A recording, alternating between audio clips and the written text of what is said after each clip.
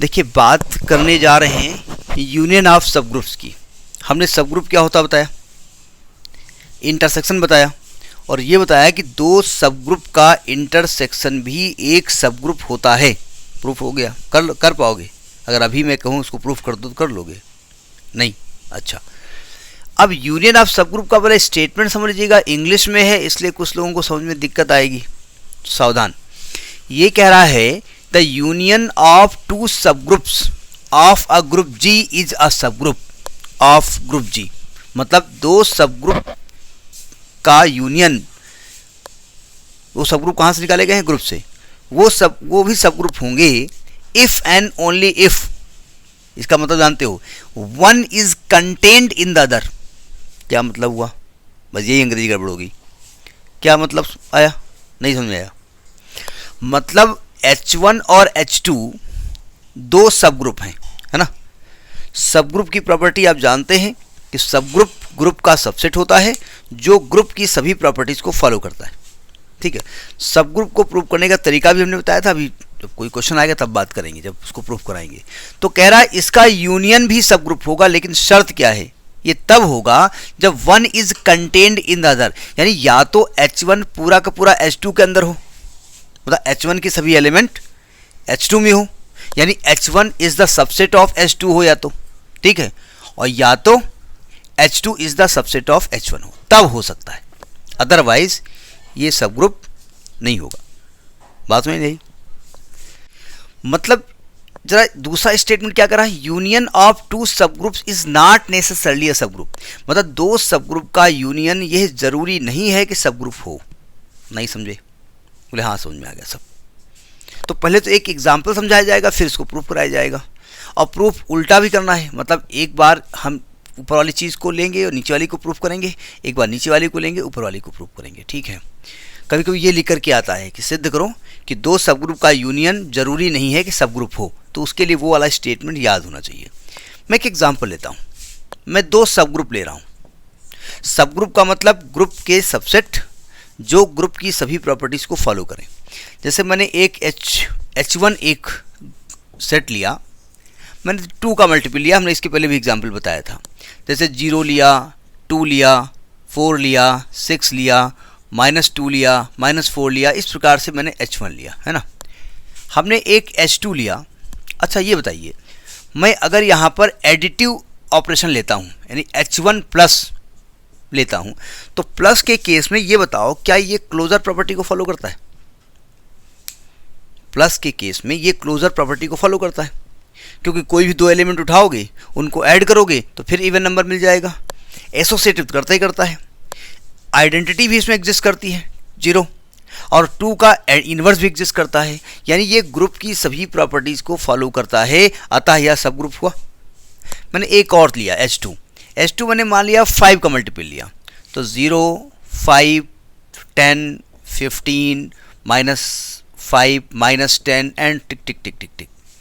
अब बताइए इसमें से कोई भी दो एलिमेंट उठाओ, उनको ऐड करो, तो क्या वो जो भी रिजल्ट आएगा वो इसके अंदर होगा? नहीं होगा। अच्छा, और यानी क्लोजर प्रॉपर्टी फॉलो कर रहा है, एसोसिएटिव प्रॉपर्टी फॉलो कर रहा है। एसोसिएटिव करता ही करता है। एसोसिएटिव मतलब होता है इनको ऐड करो, इसके बाद इसको ऐड करो, या इनको ऐड करो, इसके बाद इसको ऐड करो, मतलब वो एसोसिएटिव। आइडेंटिटी यहाँ पर 0 है ही है, 5 का इन्वर्स -5 है ही है। अच्छा, अगर मैं H1 यूनियन H2 कर दूं, क्या H1 पूरा का पूरा H2 के अंदर है? H1 के सभी एलिमेंट H2 में हैं? क्या H2 के सभी एलिमेंट H1 में हैं?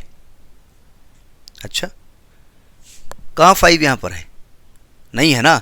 यानी कि H1 ना तो H2 का सबसेट है और ना ही H2 H1 का सबसेट है। तो थ्योरम तो ये कहती है कि अगर ये सबसेट होंगे तो ये सब ग्रुप होगा यूनियन। तो मैं ज़रा यूनियन निकाल लेता हूँ।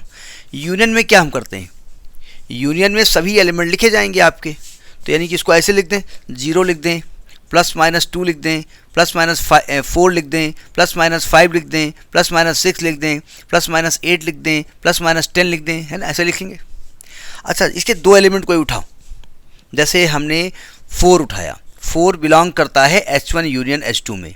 5 उठाओ, 5 बिलोंग करता है H1 यूनियन H2 में, दोनों को प्लस करो, 4 + 5 बराबर 9। क्या 9 H1 यूनियन H2 में बिलोंग करता है? नहीं करता।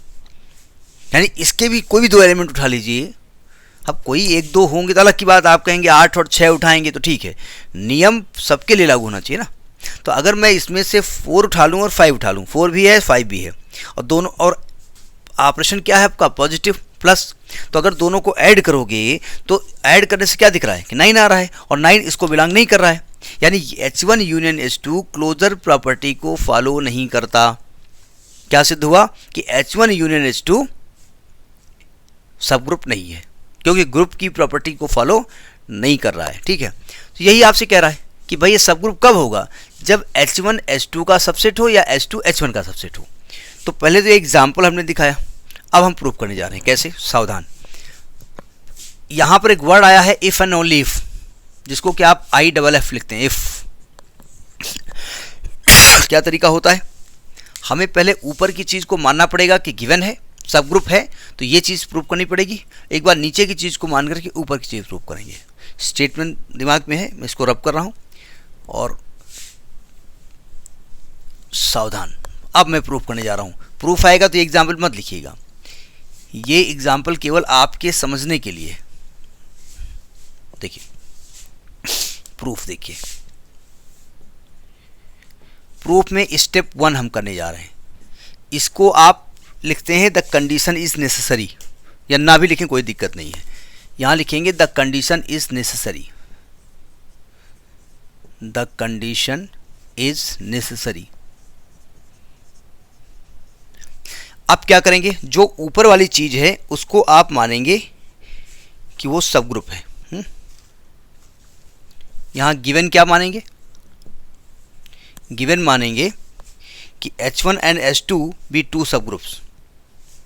मान लेंगे कि H1 एंड H2 भी 2 सब ग्रुप्स, ये गिवन है। ठीक है, और क्या गिवन है?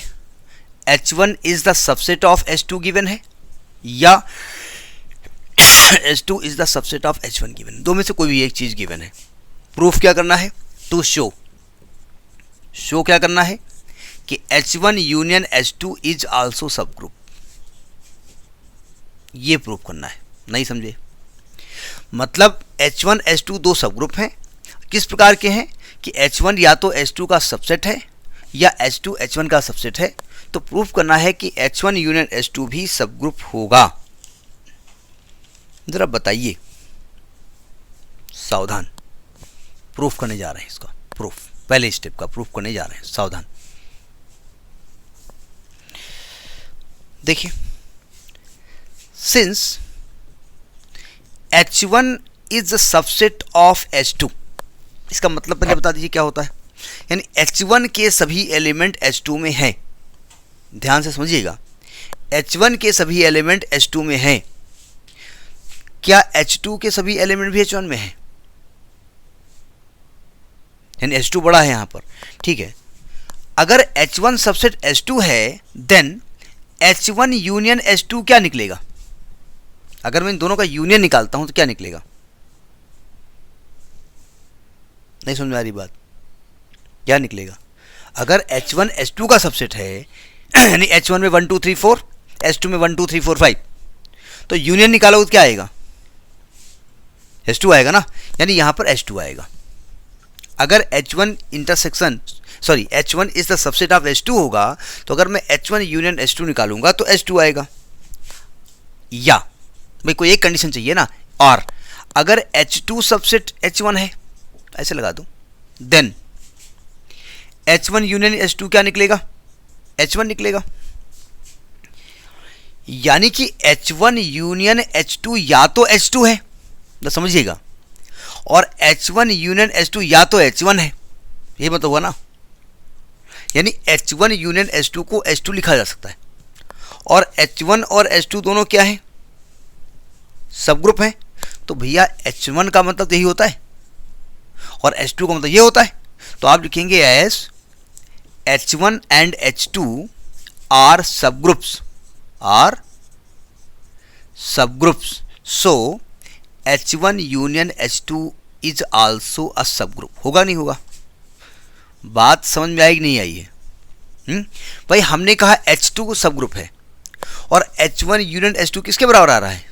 H2 के बराबर। तो अगर H2 सब ग्रुप है तो H1 यूनियन H2 भी तो सब ग्रुप होगा। आप कह रहे हो H1 यूनियन H2 इस कंडीशन में H1 के बराबर है और आप कह रहे हो H1 सब ग्रुप है, तो इसका मतलब ये भी तो सब ग्रुप होगा। लॉजिक समझ आई? तो ये आपका फर्स्ट पार्ट प्रूफ हो गया, प्रूफ फर्स्ट पार्ट। पहला पार्ट ये कह रहा आपसे कि अगर H1 H2 सब ग्रुप हैं और ये कंडीशन यहाँ गिवन है तो प्रूव करो H1 यूनियन H2 भी सब ग्रुप होगा। ये पहला पार्ट प्रूफ हुआ। अब दूसरे पार्ट में लिख देंगे hence H1 union H2 is also a sub group. ठीक है, अब हम उल्टा प्रूव करेंगे। उल्टा क्या प्रूव करेंगे कि H1 यूनियन H2 को हम सब ग्रुप मानेंगे और ये दिखाएंगे कि H1 H2 का सबसेट है और या H2 H1 का सबसेट है। कोई ये कंडीशन उसमें होनी चाहिए। तो स्टेप नंबर 2 जिसको कहते हैं the condition is sufficient, step 2 prove करने जा रहे हैं। The condition is sufficient. Step 2 the condition is sufficient. The condition is sufficient. अच्छा, सब ग्रुप की कंडीशन क्या थी वो मालूम होनी चाहिए। सब ग्रुप की थ्योरम क्या थी वो आपको मालूम होनी चाहिए।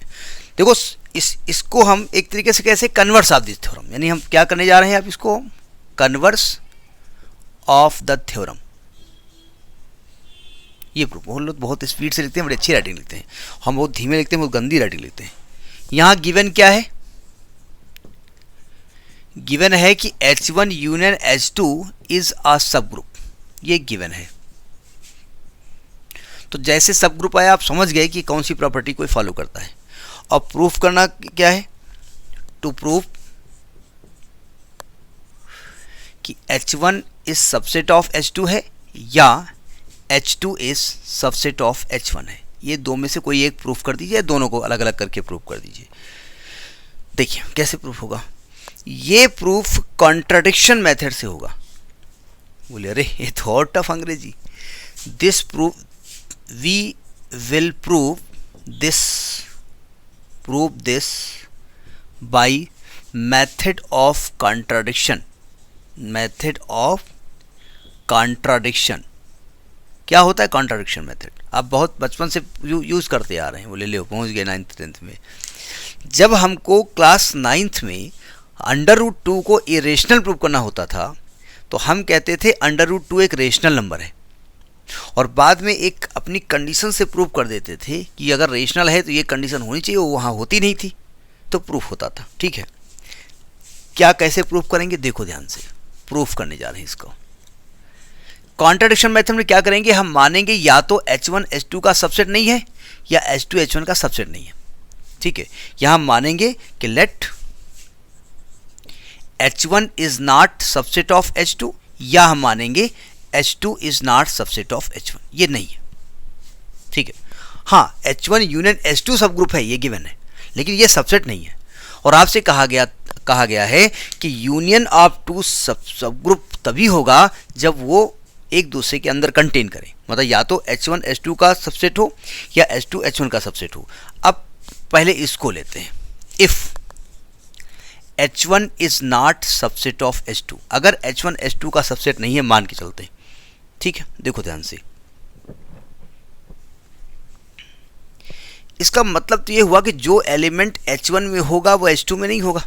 ये बताओ जा करके, यानी हम मान लेंगे कि there exist A belongs to H1।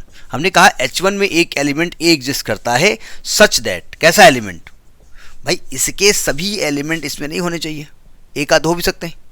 जैसे यहाँ 1 2 3 4 हो, यहाँ 1 5 7 6 हो, तो क्या सबसेट है?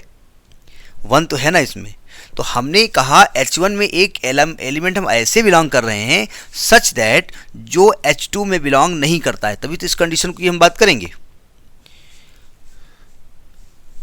And if H2 is not subset of H1, तो इसका मतलब देयर एग्जिस्ट एक एलिमेंट H2 में बिलोंग करेगा सच दैट जो एलिमेंट H1 में नहीं होगा।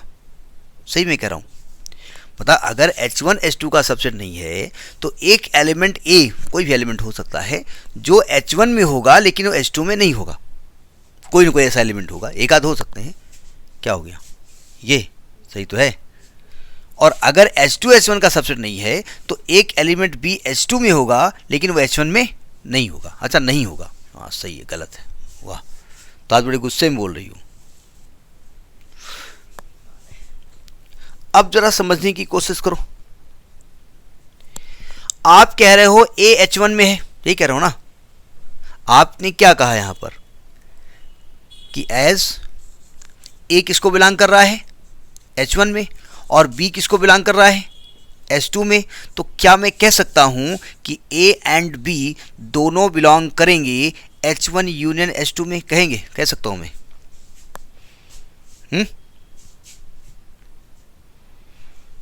कह सकता हूं ना। A किस में बिलोंग कर रहा है, H1 में। B किस में बिलोंग कर रहा है, H2 में। तो अगर दोनों का यूनियन लोगे तो क्या आएगा, तो A और B उसके अंदर होंगे। अच्छा, आपसे यह भी कह रहा है कि as H1 union H2 is a sub group, यही तो कह रहा है आपसे। लिखना बहुत पड़ता है। H1 union H2 sub group है। सब ग्रुप की कंडीशन क्या होती है कि वो ग्रुप की सभी प्रॉपर्टी को फॉलो करेगा, ठीक है। तो इसका मतलब ये हुआ, नोट कर लिया इसको, चूंकि H1 union H2 sub group है, so closure property will be satisfied, नहीं होगी। क्लोजर प्रॉपर्टी सेटिस्फाई करेगी। मतलब अगर A और B H1 यूनियन H2 में होगा तो A इंटू बी भी H1 H2 में होगा, यूनियन में नहीं होना चाहिए। भाई आपने कहा कि A, फिर समझिएगा, आपने कहा A H1 में है लेकिन H2 में नहीं है, ठीक है। आपने कहा B H2 में है लेकिन H1 में नहीं है, क्योंकि सबसेट नहीं है। इसका मतलब अगर हम H1 और H2 का हम यूनियन लें तो क्या दोनों एलिमेंट उसमें होंगे, नहीं होंगे। तो हमने कहा कि A H1 में है, B H2 में है, तो A और B दोनों H1 यूनियन H2 में आएंगे। अब चूंकि आप कह रहे हैं कि H1 यूनियन H2 क्या है, एक सब ग्रुप है, और हम जानते हैं कि अगर दो एलिमेंट किसी भी सब ग्रुप में होते हैं तो उनका जो ऑपरेशन है, ये A इंटू बी नहीं लिखा हुआ है, ये A बाइनरी भी लिखा हुआ है। चूँकि बाइनरी हम लगाते नहीं, वो इंटू की तरह ट्रीट करता है। तो इसका मतलब ये हुआ कि A बाइनरी B भी H1 यूनियन H2 में होगा कि नहीं होगा, होगा। अब बताइए, बहुत ध्यान से समझिएगा, थोड़ा टेक्निकल प्रूफ है इसमें। अगर A बाइनरी भी H1 यूनियन H2 में है तो ये आया कहां से? अगर A बाइनरी B को A इंटू बी कह दो, अगर H1 यूनियन H2 में है तो आया कहां से? आपने H1 और H2 का यूनियन लिया है, यानी H1 और H2 के सभी एलिमेंट आपने ले लिए। H1 और H2 के सभी एलिमेंट आपने ले लिए हैं। तो इसका मतलब A बाइनरी B या A इंटू बी जो भी आप कहें, या तो ये H1 से आया है या तो ये H2 से आया, या ये दोनों से आया है। यानी कि मैं कह सकता हूं कि जो A इंटू बी है वो या तो H1 को बिलोंग कर रहा है, और या A इंटू बी किसको बिलोंग कर रहा है, H2 को बिलोंग कर रहा है। अगर एंड इफ अगर A इंटू बी H1 को बिलोंग कर रहा है, इसका मतलब H1 क्लोजर प्रॉपर्टी को फॉलो कर रहा है, और H1 सब ग्रुप है। H1 इज सब ग्रुप। भाई आप कह रहे हो कि ए बी H1 को बिलोंग कर रहा है, और आप कह रहे हो H1 सब ग्रुप है, तो इसका मतलब, और आपने ये भी कहा है एज A H1 में है तो A इनवर्स भी H1 में होगा, नहीं होगा। भाई आपने ये कहा कि मान लेते हैं कि A भी H1 में है, इसकी हम बात नहीं कर रहे हैं। A भी H1 में है और H1 सब ग्रुप है, और आपने पहले मान रखा था कि A H1 में है। A H1 में होगा और H1 ग्रुप की प्रॉपर्टी को फॉलो करता है कि जो एलिमेंट H1 में होगा, H1 सब जगह है, उसका इन्वर्स भी बिलोंग करेगा। क्यों? अब सुनिए ध्यान से, एक एलिमेंट A इन्वर्स H1 में है और एक एलिमेंट A भी H1 में है, तो इन दोनों का अगर ऑपरेशन करें तभी H1 में आएगा। हम प्रूफ क्या करना चाहते हैं? एक्चुअली हम B को भी H1 में प्रूफ करना चाहते हैं, कि अगर ए H1 में होगा तो बी भी H1 में होगा, और बी था कहाँ, H2 में था। ठीक है, अब देखो ध्यान से इसका मतलब ये हुआ कि अगर मैं a inverse binary a b करूँ तब भी कहाँ पे एलिमेंट आएगा, H1 में ही आएगा, आएगा ना। अच्छा, अगर ए इनवर्स ए को एक साल लिख दो, ए इनवर्स ए को एक साल लिख दो, कोई दिक्कत, लिख सकते हो ना। कौन सी प्रॉपर्टी से, क्लोजर से लिखा जा सकता है ना, बाई, सॉरी क्या बोल रहा हूँ, बाई एसोसिएटिव, बाई एसोसिएटिव। ये क्या लिखा हुआ है, ई है ना, E B belongs to H1, ये कौन सी प्रॉपर्टी है, आइडेंटिटी, और आइडेंटिटी का बी से मल्टीप्लाई को क्या आएगा, b belongs to H1। B कहाँ बिलोंग कर रहा था, H2 में बिलोंग कर रहा था, अभी H1 में बिलोंग कर गया। इसका मतलब क्या हुआ, इसका मतलब ये हुआ कि which is contradiction, which is contradiction, क्योंकि आप पहले कह रहे थे कि H1 H2 का सबसेट नहीं है, जो H1 में एलिमेंट है वो H2 में नहीं है, और आपने देखा कि H2 में B था वो H1 में भी आ गया, यानी कि यहाँ पर H1 और H2 एक दूसरे के सबसेट होंगे। समझ में यही बात नहीं आई, ठीक। हमने ए बी को किधर बिलोंग करवाया था, H1 में, और H1 का एलिमेंट क्या था, A, और बाद में हमने कहा B भी H1 में है, A भी H1 में है, B भी H1 में है, और B का आया कहाँ से था, B आया था H2 से। तो इसका मतलब अगर जो H2 में है वो H1 में भी आ गया, तो इसका मतलब ये दोनों एक दूसरे के सबसेट हो गए। अब जरा H2 में आ जाओ, हो गया प्रूफ, कर लिया ना। अब मैं H2 में लेके चलता हूँ कि ए बी H2 में बिलोंग करता है। देखो ध्यान से, दूसरा केस है, and if A B H2 को बिलोंग करता है और H2 सब ग्रुप है, ये दिया हुआ है, and H2 is a sub group. देखो ध्यान से, और H2 को बिलोंग किसको करवाया था आपने, B को, एंड B बिलोंग किसको करता है, H2 को, तो इसका मतलब B इनवर्स भी H2 को बिलोंग करेगा, क्योंकि H2 सब ग्रुप है तो हर एलिमेंट का इनवर्स फंक्शन उसके अंदर होना चाहिए। अच्छा, क्लोजर प्रॉपर्टी क्या कहती है कि अगर दो एलिमेंट H2 में है तो उनका ऑपरेशन भी H2 में होगा। देखो, A भी H2 में है, B इनवर्स भी H2 में है, तो इनको अगर ऑपरेट कर दें तो भी H2 में होगा। So a b into b inverse भी H2 को बिलोंग करेगा, ये क्लोजर प्रॉपर्टी है। अब हम क्या करें, ए बी और बी इनवर्स को एक साथ लिख दें, कोई दिक्कत। ये क्या लिखा हुआ है, e, a into e belongs to H2, यानी ए बिलोंग्स टू H2, यानी कि इसमें क्या हो गया, H2 is subset of H1। ये कॉन्ट्राडिक्शन हो गया ना, इट इज कॉन्ट्राडिक्शन, तो इसका मतलब प्रूफ हो गया। इट मीन्स आपने क्या था, आपने कहा था H1 union H2 sub group है, और प्रूफ क्या हो गया कि H1 is subset of H2 है, या H2 is subset of H1 है। This proof the result, this proofs the result. समझ में बात नहीं आई, इसको थोड़ा सा प्रैक्टिस करनी पड़ेगी, क्योंकि ऐसे समझ में आई कहने से काम नहीं चलेगा। ठीक, नोट करिए इसको।